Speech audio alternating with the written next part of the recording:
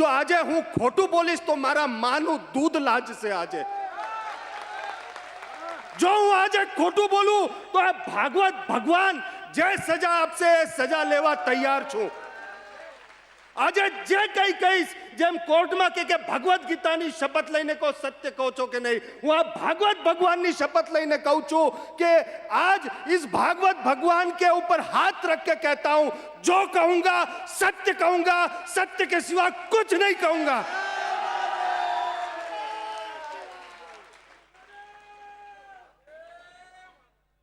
આ ભક્તોના ચરણોમાં વંદન કરું છું, આ માતાઓ બહેનોના ચરણોમાં વંદન કરું છું। આજે તમારો દીકરો બોલી રહ્યો છે એમ સાંભળજો મને। કદાચ મારા ભાષામાં કોઈ એવી વાત આવી જાય તો દીકરો સમજીને માફ કરીને મને સાંભળજો, બસ એટલું કહું છું। એ કરુણાની ને મમતાની ને માતૃત્વની दृष्टि राखीने आज मेरी माता बहने मुझे अपना बेटा समझकर सुने, उस मातृत्व के भाव से सुने। अगर मेरे भाषा में कोई दोष भी आ गया तो माफ करना, क्योंकि भावावेश में व्यक्ति को शायद कभी भाषा का ज्ञान नहीं रहता, भाव ज्यादा प्रधान हो जाते हैं। मेरे सभी भाईगण मित्रगण, यहाँ पर जूनागढ़ के लोग और टीवी पर सुनने वाले सभी साधु संत, इस देश के सभी लोग, मैं आप सबसे भी कहना चाहता हूं कि केवल एक मेरी जगह पर आज जो मैं कहता हूं उस जगह पर अपने आप को रख के देखना, उस भाव से सुनना और फिर निर्णय करना। कभी कभी आधी अधूरी बातें सुन कर हम जिस तरह से निर्णय कर लेते हैं और उससे जितना सत्यानाश होता है, उसका जिम्मेदार कौन, उसका जिम्मेदार कौन, बहुत जरूरी है यह समझना। तो मैं सबसे पहले सबके चरणों में वंदन करता हूं, सुनने वाले, टीवी के माध्यम से सुनने वाले और भारत भर के सभी अखाड़ों के, सभी संप्रदायों के सनातनी संतों के चरणों में वंदन करता हूं। केम के मने आ सीताराम साधुनो विष्णु नारायण पण जोईए, स्वामी नारायण पण जोईए अने नमो नारायण पण जोईए। मारा सनातनना टुकड़ा थाय ए हूँ सहन नहीं करूं, मने बधा भेगा जोईए छे। कदाच अमारामां कई एकाबीजाना वांदा हशे, अमे भांडेडा भेगा थशुं, एकाबीजा जोडे बांधी लेशुं, पण अमे भेगा रहीने अमने बीजुं युद्ध लड़वानुं छे साहेब। आ विधर्मीओथी गिरनारने बचाववो छे साहेब, विधर्मियों से इस गिरनार को बचाना है। हम सबको एकत्रित होकर ही चलना पड़ेगा। सनातन के टुकड़े मैं नहीं सहन कर सकता। तो आज उस भाव से मैं बात कर रहा हूं। सबसे पहले संतों का वंदन करके आशीर्वाद लेकर, आपका आशीर्वाद लेकर के, और पत्रकारों को बहुत बहुत मैं अपने हृदय से स्वागत करता हूं। आज का ये बात जो कुछ भी मैं कहने जा रहा हूं, मैं दो हाथ जोड़ करके विनती करता हूं इस देश के प्रधानमंत्री नरेंद्र मोदी जी से, इस देश के गृह मंत्री अमित शाह जी से और इस राज्य के मुख्यमंत्री भूपेंद्र भाई पटेल से। मैं जो कुछ भी कह रहा हूं उसमें मेरा स्वार्थ कुछ भी नहीं है।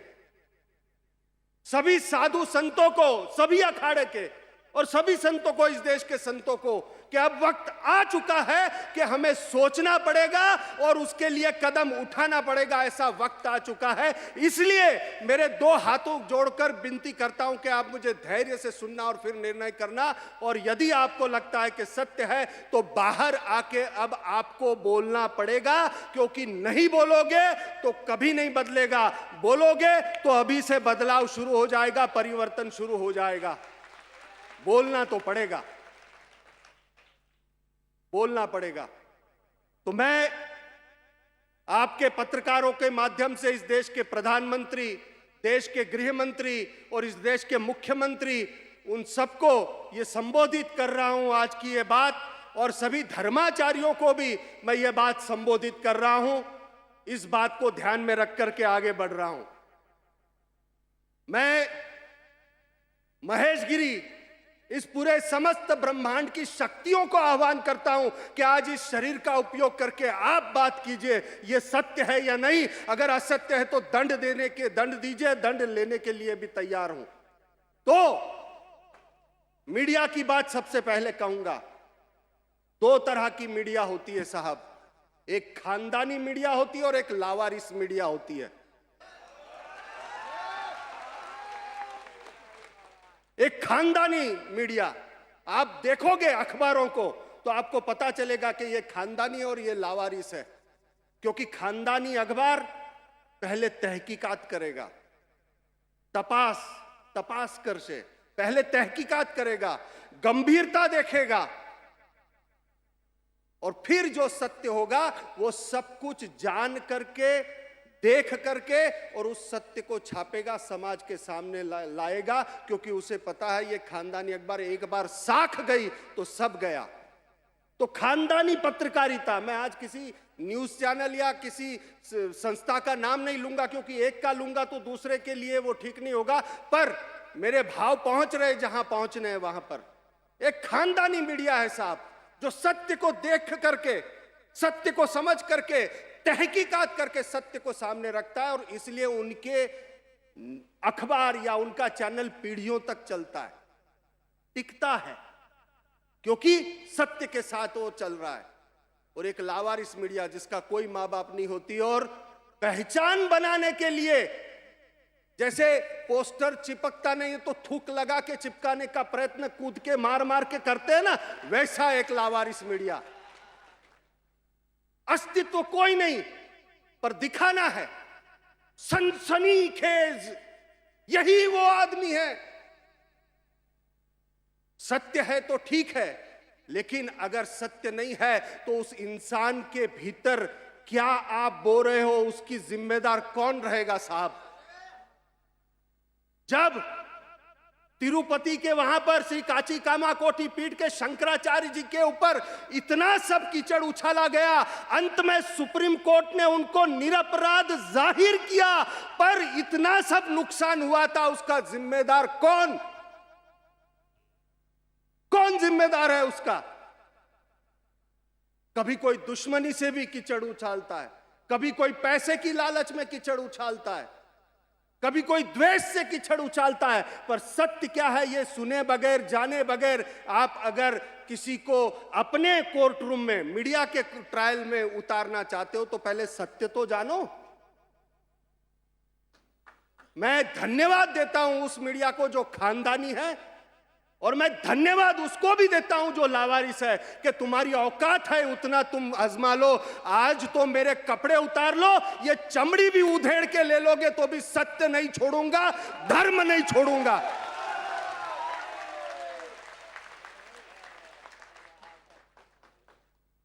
બાપુની આખી સિરીઝ છાપીશું. અરે તું છાપી લે, તારામાં દમ હોય એટલું. આજે તો કપડા ઉતરી જાય, ચામડી ઉધેડી નાખીશ તો પણ ચાલશે, પણ સત્યને ધર્મને નહીં છોડીશ. ભૂલ થવી અને ગુનો કરવો આમાં ફરક છે સાહેબ. भूल होना और गुनाह करना, इसमें फर्क है. अगर हेतु शुद्ध हो तो भूल हो जाती है, पर हेतु में अशुद्धता हो, हेतु पूर्वक किया गया हो तो गुनाह है. गुनाह के लिए सजा है और भूल के लिए माफी होती है. और तुम्हारी औकात क्या है कि तुम मुझे माफी दो और तुम मेरे लिए गुनाह तय करो? हिम्मत है उतना छाप. आज आखू ब्रह्मांड उतरी गયું છે મારા અંદર અને કહી રહ્યું છે કે આજ બોલ તું, જે છાપવું હશે છાપ. ભરે બજારમાં વેચાઈ જઈશ, પણ હું ધર્મને ને સત્યને નહીં છોડું અને નહીં છોડું.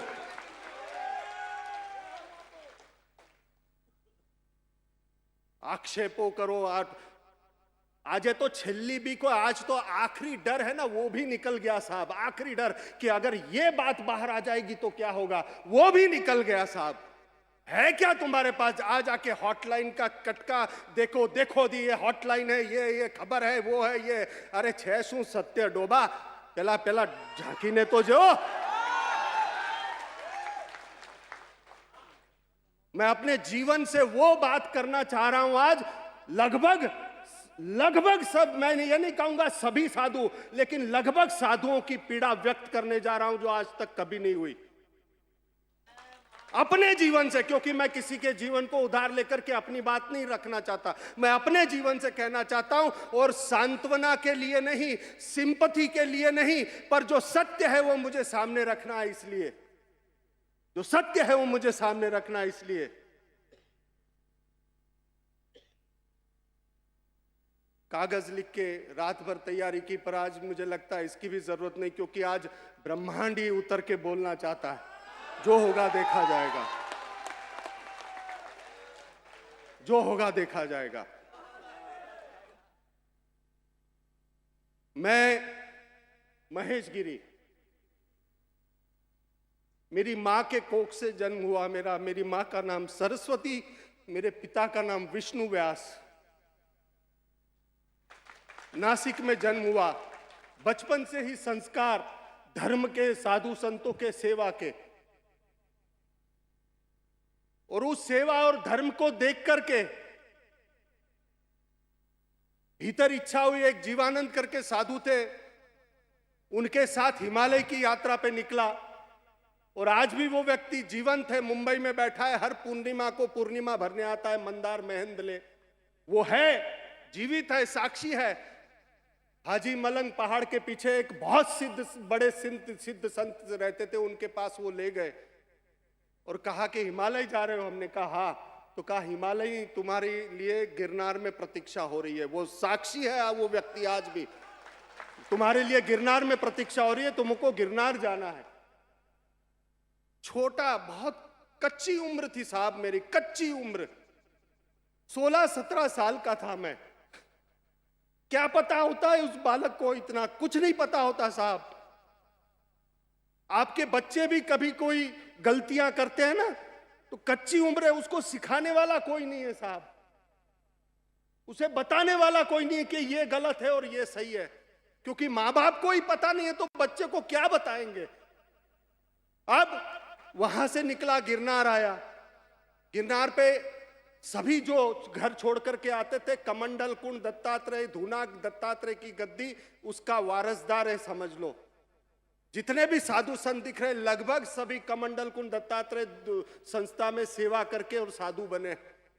घर छोड़ के आने के बाद एक ही आसरा होता था, तो वहां गया, और वहां पर पीठाधीश अमृतगिरी बापू,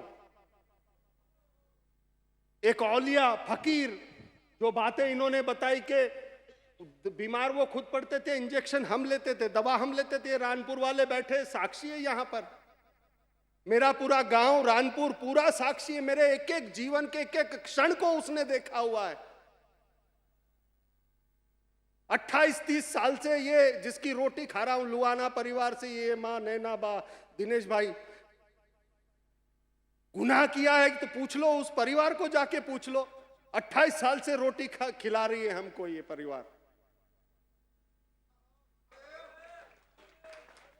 गिरनार पर आया, गिरनार पर आकर के जैसे ही बापू को मिला, कहा इतनी देर क्यों लगा दी? और सच में ऐसा लगा कि कोई प्रतीक्षा कर रहा था ये। और वहां पर सेवा का मंत्र बापू ने दिया, और दूसरा कहा कि पाखंड मत करना, पाखंड नहीं करना और सेवा करना। रामानंद गिरी बापू इधर बैठे, एक ही बात वो हमेशा बोलते रामानंद गिरी जी के, बापू एक ज बात करता, पाखंड नहीं करवानो भाई, पाखंड नहीं करवानो। तो 2 मंत्र मिले, एक सेवा निस्वार्थ, जो आए उसको रोटी खिलाओ, और दूसरा पाखंड नहीं करना। बस इस मंत्र को लेकर के सेवा कर रहा था। और तुम लोगों को क्या पता साहब, जरा आकर के देखो, और अभी का गिरनार और पहले का 25-30 साल पहले का गिरनार, लाइट नहीं, पानी नहीं, 10,000 सीढ़ी चढ़ के सब सामान चढ़ता है आज भी। और मैं स्वयं 14 साल ऊपर अखंड रहा हूं, पुराने लोग ये जानते हैं, गिरनार में 14 साल अखंड रहा हूं ऊपर। पुराने लोगों को पूछ लो, हमणा दिल्ली थी आईवोन चालू થઈ ગયો, અલ્યા ડોબા।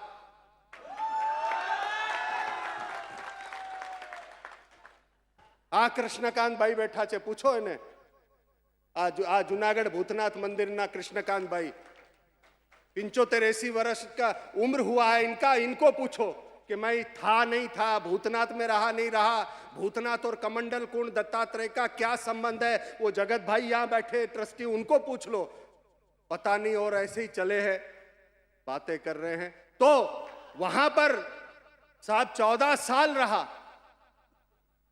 रोज 40 किलो आटे की रोटी बना करके अन्न छत्र चलाता था। साढ़े तीन चार किलोमीटर नीचे जंगल में जाके पानी के डिब्बे भर भर के इस कंधों पे लाकर के उस अनछत्र को चलाते थे।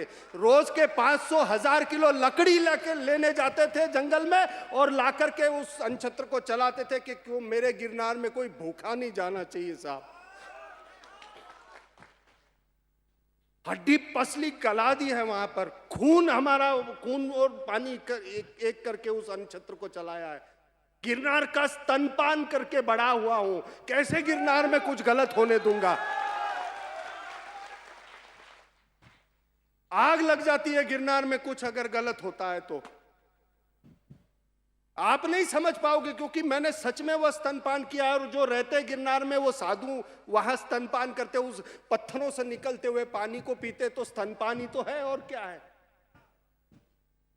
वो 14 साल वहीं पर दीक्षा हुई, वहीं पर महंत बना और यहां पर परंपरा होती थी कि गिरनार मंडल के साधु एकत्रित होते थे, खड़दर्शन एकत्रित होते थे और वो मिलकर के चद्दर ओढ़ाते थे साक्षी के लिए। यही परंपरा थी कि नहीं थी?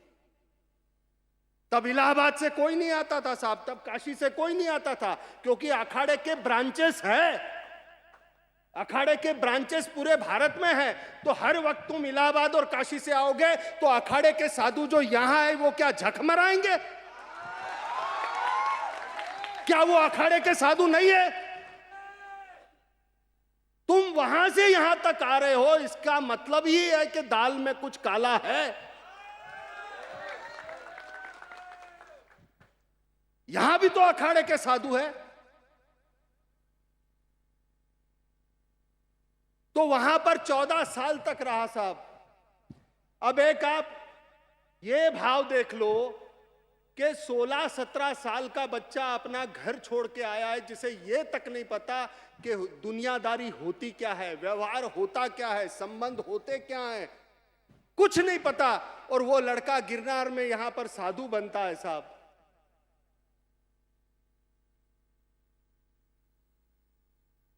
दीक्षा हुई, मुझे साधु महात्मा धैर्य से सुनना, बीच में कोई निर्णय मत करना, धैर्य से सुनना, क्योंकि आज मैं सब सत्य बताऊंगा। धैर्य से सुनना, बस प्रार्थना है मेरी। मेरी दीक्षा हो रही है साहब। कुछ पता नहीं, केवल इतना पता है माँ बाप ने सिखाया गुरु की सेवा कर, गुरु के चरणों में स्वर्ग है, गुरु के चरणों में चारों धाम है। यही सीख लेकर के मैं आया था। अमृतगिरी बापू ने वही दीक्षा मुझे दी, वही दीक्षा लेकर के, और उनका स्वर्गवास हो गया और पंच गुरु बने। चोटी गुरु तनसुखगिरी बापू बने, बाकी बचूगिरी बापू, टाटमगिरी बापू और ऐसे सब बने। अब कहा गया कि गुरु के चरणों में चारों धाम होते हैं। गुरु को कुछ नहीं पता। अमृतगिरी बापू की बात नहीं कर रहा हूं मैं, उन्होंने जो दिया मैं आज कण कण उसके लिए ऋणी है। मेरे गुरु अमृतगिरी बापू के लिए कण कण ऋणी है। पर उसके बाद की घटना है, आपको पता भी नहीं होगा क्या चल रहा है इस पूरे समाज के अंदर, जिसकी वजह से अच्छे और सच्चे साधु संतों के ऊपर धूल उड़ रही है। मेरे वो अच्छे और सच्चे साधु संत है, उनको पीड़ा पहुंच रही है भर्ती मेला की वजह से। गुरु की सेवा पंचगुरु में थे मेरे। गुरु की सेवा में बच्चा था साहब। पैर दबाओ, ये दबाओ, वो दबाओ। यौन शोषण किसको कहते कभी पूछ के देखो। आत्मग्लानि में चला गया मैं, ट्रॉमा में चला गया मैं, और मुझे कहा कि ये प्रसाद है, ये गुरु की वाणी है। क्या पता छोटे बच्चे को होता क्या है ये। इतना डिप्रेशन, इतना अंदर आग जल रही है, हो क्या रहा है। माँ बाप ने कुछ सिखाया, अमृतगिरी बापू ने जो सिखाया, हो क्या रहा है यहां पर। किसको बताने जाए, समाज सुनने को तैयार नहीं। मीडिया वाले कैमरा लेके बैठे, देखते हैं कहां पर इसका कुछ हो रहा है, तुरंत कैमरा लेके बैठे होते हैं। उस बच्चे को क्या पता साहब क्या हो रहा है। ये प्रेमगिरी ने एक बच्चे का यौन शोषण किया, वो बच्चा मीडिया में आकर के चिल्ला के बोल रहा है, केस तक दर्ज होने नहीं दिया। क्या ऐसे पापी का सत्यानाश नहीं होना चाहिए। वो बच्चा गुम हो गया है आज। और उसको अंबाजी की गद्दी की चद्दर ओढ़ा रहे हो। शर्म करो हरिगिरी, पाप के भागीदार। कहां जाता, क्या करता, इधर उधर बात करके कोई सुनने को राजी नहीं,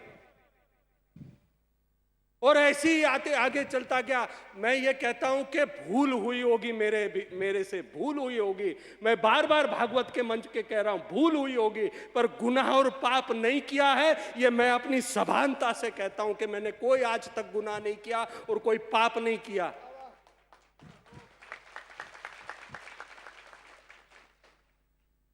ना गुरु को कोई ज्ञान है, चेले को क्या खाक बताएगा। भर्ती मेला चालू कर दिया। एक छोटा बच्चे को आप बना देते हो चेला, कुछ पता नहीं है उसको। उसके अंदर ये आज काम वासना की बातें कर रहे थे महादेव प्रसाद जी व्यासपीठ से, उसके भीतर काम वासना उठ रही है। उसको बोल रहे नहीं दबा, ब्रह्मचर्य ब्रह्मचर्य ब्रह्मचर्य, लंगोट टाइट कर, लंगोट टाइट। अरे क्या खाक लंगोट टाइट करेगा? जो हो रहा है उसको कहां पर लेकर के जाए? वो जो उसके अंदर हो रहा है उसको ऊर्ध्वगामी कैसे बनाए, सिखाएगा कौन? या तो तुम स्वीकार करो कि तुम्हें कुछ नहीं आता, तो ये मुंडना बंद करो, चोटी काटना बंद करो। उसे कौन बताएगा कि इसको ऊर्ध्वगामी कैसे किया जाता है?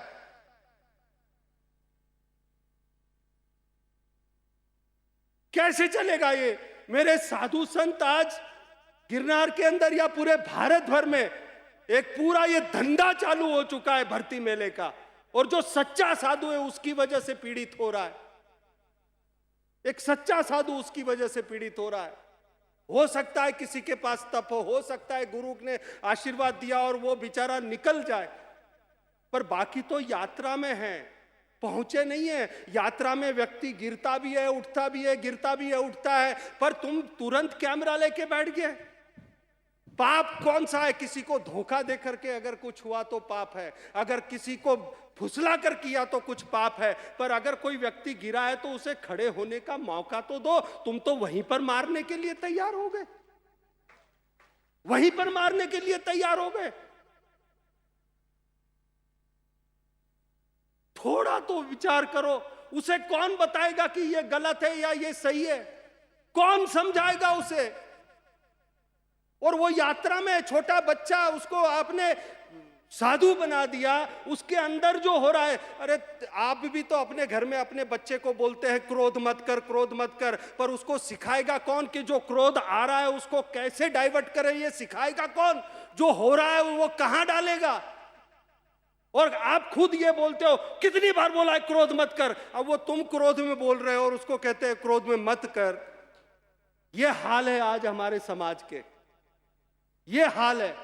तो जो उस बच्चे के साथ हो रहा है, किसी भी संप्रदाय धर्म में बार बार टीवी पर आता है, देखो ये देखो ये देखो ये हो रहा है। अरे वो बच्चे को तुमने साधु बनाया, वो बड़ा हो रहा है, उसके अंदर शरीर के नैसर्गिक गुण जो उत्पन्न हो रहे हैं उसको डाइवर्ट करने की शिक्षा दीक्षा देगा कौन? उसकी ट्रेनिंग करेगा कौन? केवल आप एक बांध बना कर के, जैसे डैम में बांध बनाया, पानी आ रहा है, पर बांध छोड़ना नहीं तो एक दिन तो वो टूटेगा साहब, एक दिन वो टूटेगा। क्या करेगा? और फिर क्या होता है आप आगे सुनो। उसकी भूल को गुनाह समझा जाता है, उसकी भूल को गुनाह समझा जाता है, और उसको मीडिया में, समाज में ट्रायल में खड़ा कर दिया जाता है। तो दो ही ऑप्शन बचते हैं उसके पास। क्या? एक, या तो वो अपने आप की आत्महत्या कर ले, या तो आत्महत्या कर ले, या फिर वो जो भूल हुई है बार बार उसको गुनाहगार गुनाहगार बोल के वो गुनाहगार बन जाता है। फिर उसको डर नहीं लगता कुछ करने में, उसको करने में कुछ डर नहीं लगता जो कुछ कर रहा है। क्या करेगा वो? क्या करेगा वो? और ऐसी हालत, डिप्रेशन में, टेंशन में। और आप अभी बोल रहे 5000 युवतियों ने शिविर आल्या, जरा साचू तो लख। એ દિવ્ય યુવા શિબિર હતી, યુવા શિબિર। તારા મગજમાં યુવતી ભરી છે, એમાં મારો કઈ વાંક છે? અને જૂના લોકોને પૂછી લ્યો, पुराने लोगों को पूछ के देखो क्या था और क्या तुमने किया। बच्चा था मैं, आ गए कि इतना पैसा दो तो नहीं छापेंगे, ये छापेंगे, वो छापेंगे। नया नया था तो बहुत अंदर डर, और क्या अगर ये सच है नहीं है तो भी अगर पता चला तो इस डर के मारे उस डर पर। आज मैं यहां पर खड़ा हूं, डर नहीं है तो मुझे ये कहने में भी शर्म नहीं है कि मैंने कहा तुझे जो जो इच्छा होगी छाप लेना। मुझे फोन आया था कि अगर आपने ऐसा नहीं किया तो हम छाप देंगे। मैं तेरी जो औकात है तू कर ले, जे छापो से छाप। एक आखिरी डर है कि ये पता चलेगा तो क्या होगा, वो भी अगर निकल चुका है तो तू क्या छापेगा भाई। तो इतना डिप्रेशन में, इतना टेंशन में, समझ नहीं आ रहा था क्या करूं, आत्मग्लानि में, और समझ नहीं आ रहा था करूं क्या, क्योंकि जो बीत रहा था मेरे ऊपर। ट्रॉमा क्या होता है, कभी किसी ऐसे पीड़ित व्यक्ति को पूछो ट्रॉमा होता क्या है जिसके साथ बचपन में ऐसा कुछ हुआ हो।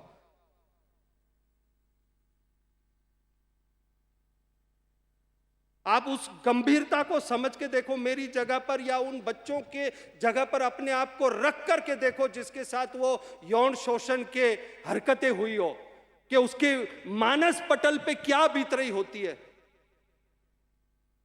तो ही ऑप्शन होता है, या तो आत्महत्या कर ले या उस गुनाह को आगे, वो उसके पास कोई ऑप्शन नहीं होता। और ऐसे वक्त में मैं बार बार उनके चरणों में वंदन करता हूं। ऐसे वक्त में जब सबसे ज्यादा तनाव का वक्त था, समझ नहीं आ रहा था कि क्या हो रहा है, क्या यही सेवा है, क्या यही जीवन है, ये क्या हो रहा है। अमृतगिरी बापू के संस्कार ये कहते हैं, दत्तात्रेय परंपरा ये कहती है, पर जो हो रहा है वो कुछ और हो रहा है, और समझ में नहीं आ रहा था। डिप्रेशन, टेंशन, और ऐसे वक्त में अगर किसी ने मेरा हाथ थामा था तो वो है पूज्य श्री श्री रविशंकर जी। प्रथम भेंट, और उन्होंने कहा कि हमें पता है क्या हुआ है आपके साथ, मेरे बताए बगैर। और उन्होंने प्रेम से गले लगाया और कहा कि ये तो सामान्य बातें हैं इस संसार में, तुम्हें किसने कहा कि ये गुनाह है, ये है वो। प्रेम से लगाया, साधना, सेवा, सत्संग और ये सब जीवन में डाल डालकर उस आत्मग्लानि से बाहर निकाला। मैं आज भी उनका ऋणी हूं, चाहे उनके लिए जो भी व्यक्ति कोई भी सोचता, कुछ भी सोचता हो, पर श्री श्री रविशंकर जी थे जिन्होंने मेरा हाथ थामा था उस वक्त। मैं पीठ पर था, तब पीठ पर था, छोड़ा नहीं था। आज मैं सब जवाब दूंगा कि ये हुआ था और भाग गए, वो हुआ था भाग गए, मैं सब सच बताऊंगा। और फिर एक पुनः नव ऊर्जा का जीवन उनके पास से लेकर के पीठ पर रह करके सेवा करने लगा। और जो शिविर थी वो 2003 में हुई थी। और फिर यहां गिरनार में महादेवगिरी बापू और गिरनार में रहने वाले सब संत जानते हैं कि यहां पर फॉरेस्ट डिपार्टमेंट का और गिरनार के संतों के बीच बहुत संघर्ष होता है। हमें आज तक नहीं समझ में आया, इतना सा मंदिर किसी और संप्रदाय का वो इतना बड़ा बन गया, पर एक साधु की झोपड़ी का एक पत्थर नहीं हिल सकता, और वो मंदिर इतने बड़े हो गए। तो कहीं तो कुछ व्यवस्था में गड़बड़ है नीचे के स्तर पर। तो उसके लिए संघर्ष कर रहे थे। और पानी का टैंक बनाने के लिए, अनछत्र का बिल्डिंग बनाने के लिए थोड़ा सा प्रयत्न किया हमने, तो हमारे सेवकों को मारा गया, डंडों से मारा गया साहब। तो अंदर इतनी पीड़ा हुई। मैं डीएफओ साहब को मिला, मैंने कहा साहब ये तो बेचारे सेवा करने आए, इनको डंडे मार रहे, मुझे मार लो। उन्होंने कहा देखो महेश गिरी जी, यहां से कुछ तय नहीं होता, जो कुछ तय होता है वो दिल्ली से तय होता है। तो गिरनार का एक साधु जिसने पत्थर के सिवा कुछ नहीं देखा, 10वीं पास, क्योंकि 10वीं करके ही गिरनार आया था, और कहा कि दिल्ली जाकर के मैं न्याय मांगूंगा। और मेरा चेला स्वामी, उसको लेकर के मैं गया, आता बैठे, स्वामी को जानते आता, उसको लेकर के दिल्ली गया। और 2005 की बात है, कागज लेकर के गया कि आप थोड़ा सा जमीन हमको दे दो। मेरे कागजों को देख करके उन्होंने ऐसे डाल दिया, ऐसे क्या खैरात में जमीन मिलती है, और वहां पर टूट गया। गिरनार आया, दत्तात्रेय भगवान के चरणों में बहुत रोया कि ये कैसे चलेगा अगर धर्म का ही रक्षण ना हो, धर्म का संरक्षण ना हो और देश के अंदर इतनी तकलीफ हो तो इस व्यवस्था के अंदर भी बदलाव आना चाहिए। और तय किया कि महाराज आपके आदेश से अब दिल्ली जाकर के इस व्यवस्था को बदलने का प्रयत्न करूंगा। और वहां संकल्प किया 2007 में सभी समाज के सामने स्वामी को चद्दर ओढ़ा करके, और फिर उसके बाद गया और वहां पर मैंने ये कहा कि राजनीति के छींटे इस वस्त्र पर नहीं उड़ने चाहिए, क्योंकि उसमें साम दाम दंड भेद सब होता है। तो अखाड़े से बकायदा बात की थी महाराज, अखाड़े से बात किया था, साधु संतों से बात किया था। और वहां पर अब ये मीडिया वाले देखो इसको पैंट शर्ट में, देखो कुर्ता, अल्या कई चांदनी चौक તમે જે છે કે અહીંયા કાળવા ચોક છે, આજો અમે કાળવા ચોક શોધી લીધો, આજો કાળવા ચોક શોધી લીધો। અલ્યા ડોબા કાળવા ચોક પહેલેથી જ ત્યાં હતો, તું નવો છે, તું નવો છે। पैंट शर्ट में देखा, पजामे में देखा, गूगल में डाल दो सब मिलेगा, कोई नया नहीं है।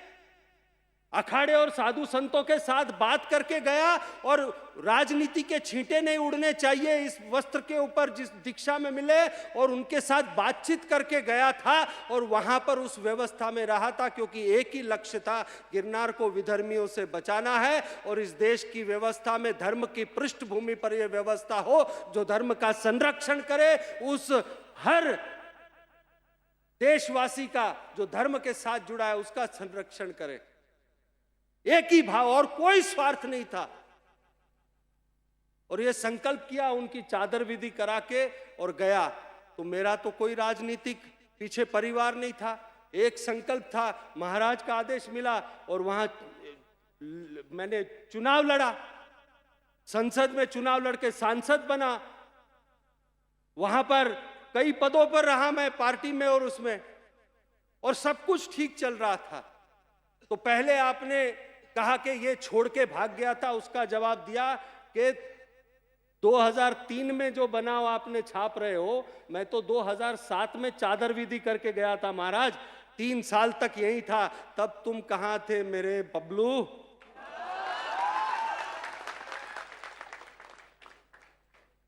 अधूरी जानकारी के साथ थूक लगाकर चिपका रहे हो। 2007 में गया था, उसके बाद वहां रहा, क्या क्या किया वो गूगल पे आपको मिलेगा, उसमें मुझे नहीं जाना है, पर एक ही ध्येय था, धर्म को नहीं छोड़ूंगा और धर्म की पृष्ठभूमि से जो होगा वो करूंगा। और करते करते करते यहां पर स्वामी को इसलिए बनाया था महाराज, क्योंकि उसमें कितने ही अवगुण थे, पर एक गुण था कि वो गिरनार कभी बेच नहीं सकता साहब, चाहे जो कुछ भी करना पड़े। और उसके लिए साक्षी आप है सब, कि लड़ा है वो, उस गिरनार के लिए लड़ा है। और कोरोना में अचानक उसका देहांत हो गया, कोरोना में अचानक उसका देहांत हो गया। और यहां पर 80 साल के मेरे गुरु भाई के शिष्य वसंत गिरी, 80 साल की उम्र, तो हमारे परंपरा में मैं सुक्खड़ हूं साहब, मैं सुक्खड़ साधु हूं, दशनाम सन्यासी का। तो मुझे तो सभी अखाड़े लगते हैं, सभी सन्यासियों का ब्राह्मण हूं मैं सुक्खड़ हूं। और उसकी जगह खाने के लिए तुम हरिगिरी प्रेमगिरी मिलके आ रहे हो, एक ब्राह्मण की जगह, तो तुम्हारे जैसा सत्यानाश देखो कैसे विनाश काले विपरीत बुद्धि। और सुक्खड़ साधु, तो मेरी सुक्खड़ परंपरा में मेरे अलावा कोई और बचा नहीं था, हमारी परंपरा, हमारे मठ में। तो बहुत बड़ा धर्म संकट आ गया था कि वो दिल्ली रहे या गद्दी को संभाले। संतों के फोन आए थे, इसकी पूछो महादेवगिरी के गुरुजी को, कितने फोन किए कि अगर आके गद्दी नहीं संभाली तो दिक्कत हो जाएगी। तो धर्म संकट था, ये संभाले वो संभाले, लेकिन हजारों साल की परंपरा को पहले रख करके फिर से यहाँ आया। और आपको बता दूं, यही गिरनार मंडल आया, और ये जो आज हरिगिरी प्रेमगिरी कहते कि तुम ये हो गए थे, या आचार्य कह रहे थे कि छोड़ के चले गए थे, ये है, तो आपको बता दूं गिरनार मंडल भी साक्षी है। फिर से चादर विधि रानपुर में मेरी हुई, और चादर विधि होने के बाद 1-1 लाख रुपए की दक्षिणा हरिगिरी प्रेमगिरी लिया और उन्होंने चादर ओढ़ाई थी, उन्होंने खुद चादर ओढ़ाई थी। उसके वीडियो और फोटो भी मैं सामने रखूंगा। तुम बच नहीं सकते हरिगिरी और प्रेमगिरी। जो पाप किया है वो पाप चिल्ला चिल्ला के तुमको यहां लेकर के आएंगे। बाकी सब जगह पाप किया माफ, गिरनार में पाप किया ना तुमको छोड़ेगा नहीं है गिरनारी, इतना याद रखो तुम। तो सबने मिलकर के चादर विधि की और चादर विधि करने के बाद फिर से शुरू हुआ। और जो मेरे चोटी गुरु थे तनसुख गिरी जी महाराज, वो भी उसमें थे, उन्होंने चादर उड़ाई। तो आप कहते हो कि अब आपके गुरुजी कौन? पहले भी मेरे को उन्होंने ही चोटी काटी थी, आज भी उन्होंने ही चादर उड़ाई, तो तुम पूछने वाले कौन होते हो भाई?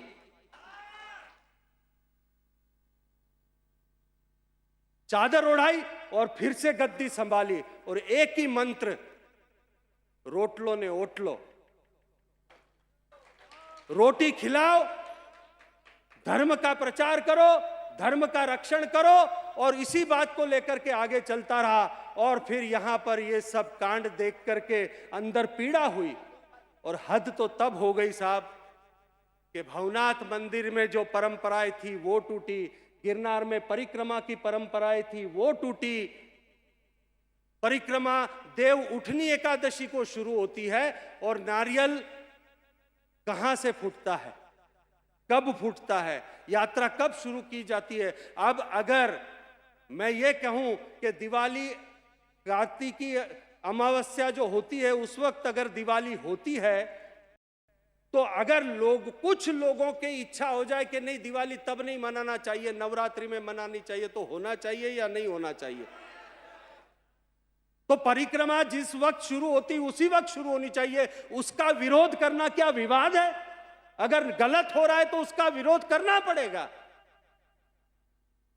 तनसुख गिरी महाराज जी और गणपत गिरी जी महाराज जी, अंबाजी के दो पीर, छोटे पीर यहां पर बैठे हैं, ये बैठे, और बड़े पीर का देहांत हो गया, इलाहाबाद और काशी से दौड़ के आए। अरे यहां उनके साथ रहने वाले जो लोग हैं उनके साथ मिलकर के, स्थानिक संतों के साथ मिलके, अखाड़े के जो स्थानिक संत है वो कोई बाहर के तो नहीं है, अखाड़े के स्थानिक संत है, उन सब मिलकर के तय करेंगे। तुम वहां से दौड़ के आ रहे हो और प्रेमगिरी की चद्दर करवा रहे हो। और मीडिया के कुछ लोग महेश गिरी को गद्दी चाहिए। मैं पहले दिन से कह रहा हूं और आज भी कहता हूं, पहले दिन से कह रहा हूं और आज भी कहता हूं, मीडिया के सामने कहता हूं, ना पहले दिन मैंने तय किया था कि मुझे भवनाथ की गद्दी चाहिए या अंबाजी की गद्दी चाहिए, ना अभी तक मैंने तय किया है कि मैं भवनाथ की गद्दी लूंगा या अंबाजी की गद्दी लूंगा। मैंने कभी नहीं कहा कि मैं गद्दी पर बैठना चाहता हूं।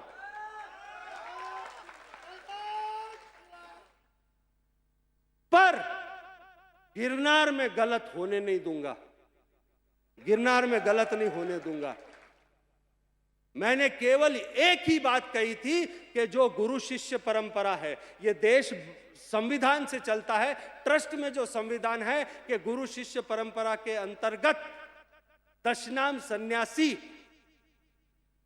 वहां पर उस गद्दी पर बैठेगा, तो उस गुरु शिष्य परंपरा के अंतर्गत जो परंपरा है उसका सम्मान होना चाहिए।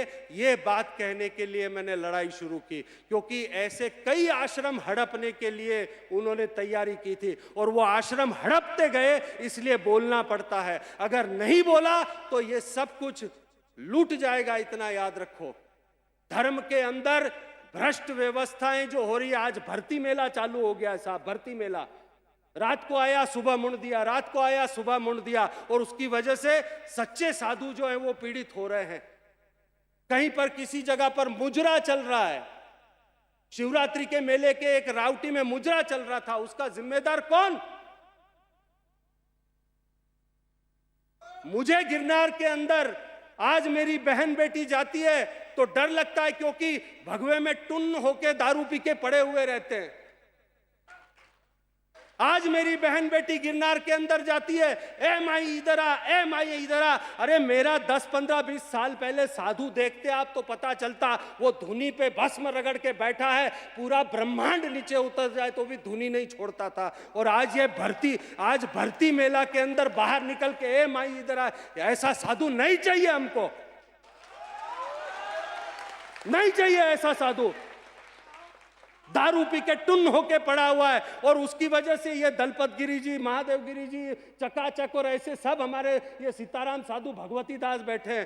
पूरा जीवन उन्होंने खून पानी एक करके वहां पर अनछत्र चला करके जीवन निकाल दिया। ऐसे साधु की कद्र नहीं होती। इन धूर्तों को, इन इन ऐसे लुटेरों को देख करके इन सच्चे साधुओं की कद्र नहीं होती, क्योंकि गिरनार में जाके दर्शन नहीं प्रदर्शन दिखता है। करोगे क्या?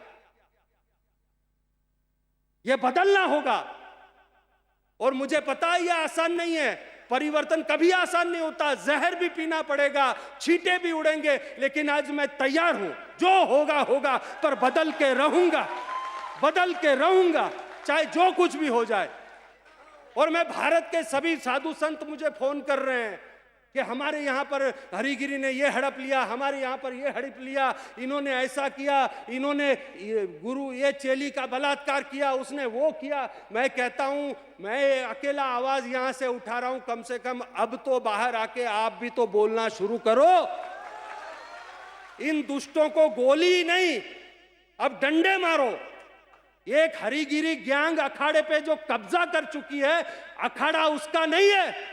हरिगिरी का मतलब अखाड़ा नहीं होता, हरिगिरी अखाड़े में है, अखाड़ा हरिगिरी नहीं है। केवल एक गैंग ने कब्जा कर रखा है उस अखाड़े के ऊपर। अखाड़ा हमारे लिए पहले भी भगवान था और आज भी भगवान है, पर केवल एक दो लोगों के लिए अखाड़े की साख आज दांव पे लग गई है, और वो तथाकथित गैंग आज बाहर निकल के चिल्ला चिल्ला के बातें करती है। क्या जूनागढ़ में साधु नहीं है? इलाहाबाद से और काशी से दौड़कर आकर के कब्जा जमाने का काम कर रहे हो तुम। जिसने अपने गुरु का संडास बाथरूम साफ किया 10-15 साल तक, क्या उसका वो नहीं बैठेगा? जिंदगी अपनी दांव पर लगा दी, घर छोड़कर आ गया। तो मैंने पहले भी कहा कि मुझे नहीं चाहिए, मैं भवनाथ की गद्दी पे नहीं बैठना चाहता, मैं अंबाजी की गद्दी पे नहीं बैठना चाहता, और मैंने कभी दावा नहीं किया। पर मैं सिर्फ इतना कह रहा हूं, जिसका हक है उसको दिलाकर रहूंगा, रहूंगा, रहूंगा।